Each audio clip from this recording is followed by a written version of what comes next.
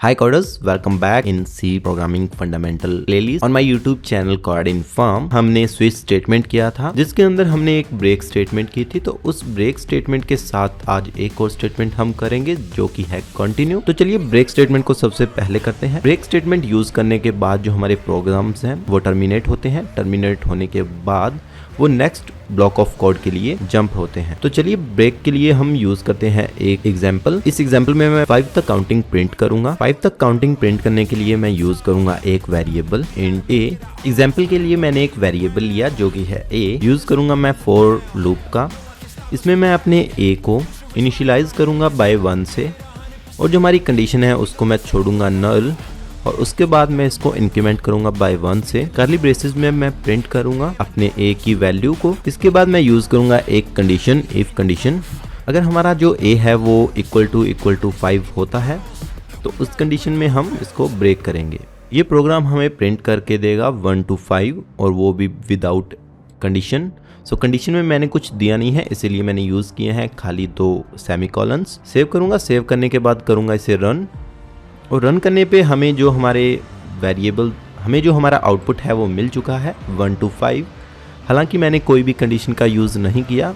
सबसे पहले अपने लूप को चलाया, और जब भी ए की वैल्यू हुई 5 होने पे जो चेक करेगा कि क्या हमारा जो वेरिएबल है ए उसकी वैल्यू इक्वल टू 5 हुई है। तो उस कंडीशन में जो हमें आउटपुट मिलेगा वो मिलेगा ट्रू, और ट्रू मिलने के बाद हमारी ब्रेक स्टेटमेंट चलेगी, और चलने के बाद जो हमारा कोड है वो टर्मिनेट हो जाएगा। सो इस तरह से हम अपने ब्रेक स्टेटमेंट्स को यूज करते हैं।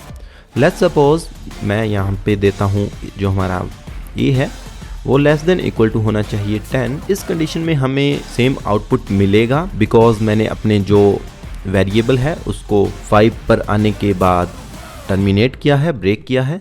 सो जब भी ए की वैल्यू 5 होगी ये पूरे के पूरे ब्लॉक ऑफ कोड को टर्मिनेट करेगा और जो लूप है उससे बाहर आएगा। तो इस कंडीशन में मैं इसको सेव करूंगा। सेव करने के बाद रन करूंगा। सो इस कंडीशन में भी हमें सेम आउटपुट मिलेगा 1 to 5, बिकॉज इसने जब भी वैल्यू ए की 5 हुई उसी के साथ इसने इस प्रोग्राम को ब्रेक किया, और ब्रेक करने के बाद इसने इस लूप को टर्मिनेट किया। इसके बाद हम देखेंगे अपनी कंटिन्यू स्टेटमेंट। कंटिन्यू स्टेटमेंट में हम प्रिंट करेंगे काउंटिंग्स फ्रॉम 1 to 10, लेकिन इस बार जब भी 5 आएगा तो ये इसको प्रिंट ना करे।